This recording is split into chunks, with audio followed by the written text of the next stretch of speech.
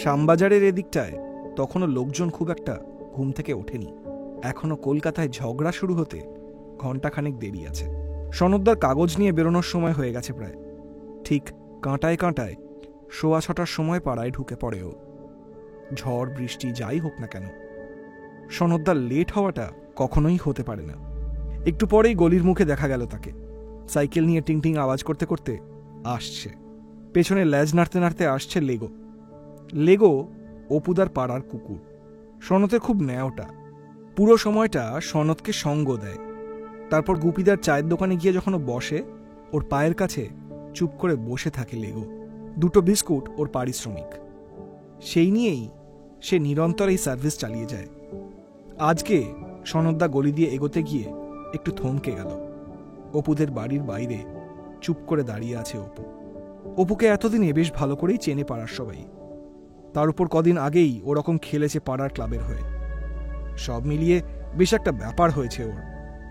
পাড়ায় যেখানেই যায় ওকে থেকে হাসে লোকজন, কেমন আছে জিজ্ঞেস করে। পাড়ার স্টার লেফটিন বলে কথা, তার উপর বয়সটা খুবই কম। সেই অপুকে এখন এত সকালের বাড়ির বাইরে পায়চারি করতে দেখে একটু অবাকই হলো সনদ। অপুর সামনে এসে দাঁড়িয়ে বলল সনদ, কি হে স্ট্রাইকার, কি খবর? অপু যেন লক্ষ্যই করল না সনদকে। একটু দমো গিয়ে সনদ আবার বলল, কিরে এই অপু। চমকে সনদদার দিকে তাকালো অপু। কখন যে সনদদা এসে দাঁড়িয়েছে ও বুঝতেই পারেনি। মুখ চোখ দেখে সনদ একটু অবাকই হলো। বলল, কিরে চোখ মুখ বসে গেছে তো একদম, শরীর টরীর ঠিক আছে তো? তোর আবার যা দুবলা চেহারা। অপু হালকা হেসে বলল, না না, শরীর ঠিক আছে, কিছু হয়নি।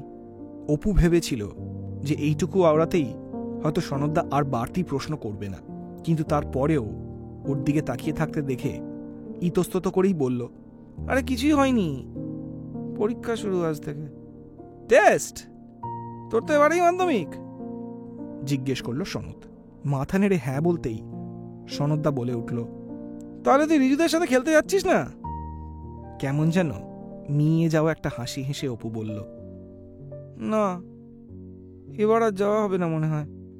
তুই না থাকলে তোরা চাপে থাকবে, হয়ে গেল আর কি, বলল সনদ। আরে দূর, এরকম মোটেই না, আরও তো সবাই আছে। অপু বলল ঠিকই, কিন্তু তারপর সনদদার মুখটা দেখে বুঝতে পারল যে এই সমস্ত কথা একটাও ধোপে টেকেনি। সাইকেলের প্যাডেলে চাপ দিয়ে সনদদা বলল, যাকগে, তুই আর চাপ খাস না, পরীক্ষা টরীক্ষা মিটিয়ে নে, তারপর মাঠে আয়। রোববার করে বড়রা অনেকে খেলতে আসছে। হ্যাঁ হ্যাঁ যাব, বলে সনদদা এগোতেই অপু বাড়িতে ঢুকল। বাড়িতে সবাই বেশ চাপে আছে। কেউ মুখের ওপর তেমনি কিছু বলছে না ঠিকই, কিন্তু চাপ যে আছে সেটা অপু ভালোই বুঝতে পারছে। বর্দার ভয়ে অর্ধেক কথাই পেটেই রয়ে যাচ্ছে।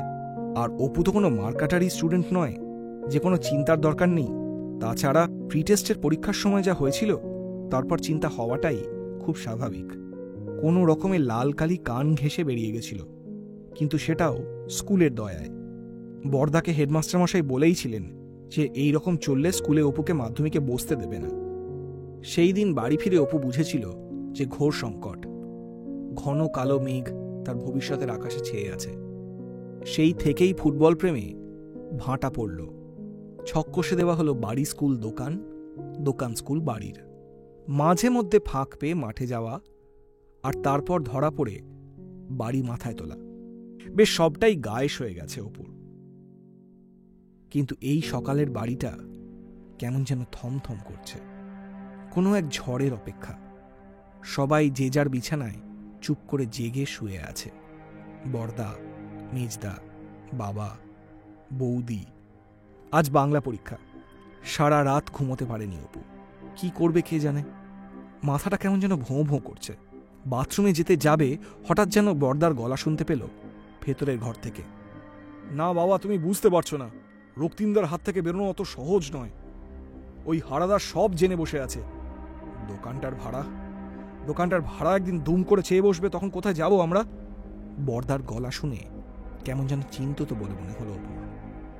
বাবা বলে উঠল, রক্তিমদা যে এরকম করবে সেটা তো আগে বুঝতে পারিনি। তখন কিছু জানতাম না, বুঝতাম না। সেটা সেটা কিছু করার ছিল না। একটু যেন শান্ত হয়ে গেল বর্দা। তারপর থেকে ওর কুকুর হয়ে ঘুরে বেড়াতে হয়েছে দিনের পর দিন। তারপর যখন অপুকেও নিতে যেতে বলল, তখন এটা কবে হয়েছে? বাবা চমকে উঠে জিজ্ঞেস করলো। একটা জিনিসের খবরও তো রাখো না। অপু পাড়ায় একটা নাম করেছে, তা ওকে হারাদা দলে টানতে চাইছে। সেই কারণেই পার্টি অফিসে যাওয়া কমাতে হয়েছে। একটু চুপ করে থেকে বলল, এরপর যদি খাড় খেয়ে কিছু চাপ দিয়ে বসে, পালানোর পথ থাকবে না। বাবাও আর খুব একটা কথা বলছে না। দরজার বাইরে চুপ করে দাঁড়িয়ে আছে অপু। রক্তিমদাকে ওর কোনোদিনই পছন্দ ছিল না, কিন্তু এখন যেন সেই অপছন্দের কারণটা বুঝতে পারলো একটু একটু করে। বর্দা বলল, অপুটা ঠিকঠাক রেজাল্ট না করলে আবার ঠিক নাক গলাতে চলে আসবে। তখন কি করব জানি না। এমনিতেই এখন ভাড়া দিতে হয় না বলে কথা শোনানো শুরু হয়ে গেছে। দোকান বাড়ি সবকিছুই ওদের ইচ্ছেতেই যা হওয়ার হবে। অপু সরে এলো দরজা থেকে। রক্তিমদার ওখানে ও ঢুকতে চায় না। চোখ বন্ধ করলেই এখনো বর্দার ওই ক্ষতবিক্ষত মুখটা দেখতে পায় ও। সেই দিনই বুঝেছিল যে এই হাড়া রক্তিম এরা কেউ ভালো লোক নয়। বর্দাও পছন্দ করে না এদের। আনমনা হয়ে ফুটবলের দিকে তাকিয়ে থাকলো অপু।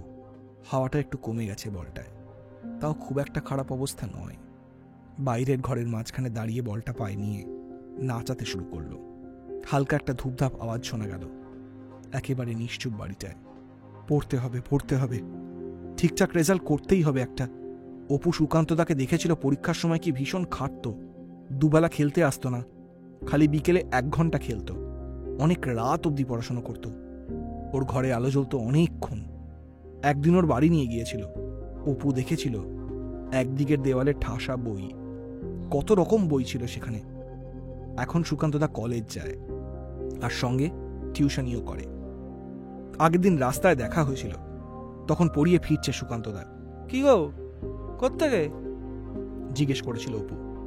এই তো পড়িয়ে ফিরলাম রে, বলে ওর দিকে এগিয়ে এসছিল সুকান্ত। এটা কি পাশের পাড়ায় না ব্যানার্জি বাড়ি? অপু জিজ্ঞেস করতেই সুকান্তদা বলল, ধুর, ওটা তো কবেই ছেড়ে দিয়েছি। এখন রাসবিহারীর থেকে ফিরছি, ওইদিকে পেয়েছি একটা। এত রাতে বাস পাওনি নিশ্চয়ই? জিজ্ঞেস করলো অপু। না, হেঁটেই ফিরলাম। কিছুক্ষণ অবাক হয়ে সুকান্তদার দিকে তাকিয়ে থাকে ও। কত দেয় জিজ্ঞেস করে। 400। একটু যেন হাসিটা ফিকে হয়ে গেল সুকান্তদার। সপ্তাহে কদিন? 2 দিন, বলে একটু চুপ করে বলল। এগোই রে। অপু চুপ করে দাঁড়িয়ে থাকে। সুকান্তদা নাকি সবকটা সাবজেক্টের লেটার পেয়েছিল মাধ্যমিকে। উচ্চ মাধ্যমিকেও ও স্কুলে প্রথম হয়েছিল। বাবা মারা যাওয়ার পর থেকে টাকা পয়সার সমস্যা দেখা দেয়। এখন বোনকে নিয়ে থাকে বাড়িতে। দোতলা থেকে নেমে এসে একটা বাড়ির 1 তলায় ভাড়া থাকে। নাইট কলেজ ক্লাস করে, তারপর রাসবিহারীতে টিউশনি করে বাড়ি ফিরতে ফিরতে 11টা বেজে যায়। 400 টাকার জন্য সপ্তাহে 2 দিন। আগের দিন বাংলা পড়তে পড়তে একটা শব্দ শিখেছিল অপু, সামাজিক অপচয়। সুকান্তদাকে মাঝে মাঝে চিনতে পারে না অপু। কোথায় সেই বাজপাখির মতো ছো মেরে হেড গোল করা স্ট্রাইকার? এই রাতের অন্ধকারে নুয়ে পড়া কাঁধ দুটোকে টেনে টেনে বাড়ির দিকে নিয়ে যায় সেই লোকটা। তাকে সুকান্তদা বলতে একটু অসুবিধে হয় অপুর। এত কিছু পারে, এত ভালো রেজাল্ট, কিন্তু তবুও সপ্তাহে 2 দিন ধর্মতলা থেকে রাসবিহারী হয়ে শ্যামবাজার ছুটতে হয় 400 টাকার জন্য। অপচয়। সুকান্তদার কোনো বর্দা থাকলে হয়তো ভালো হতো বোধহয়।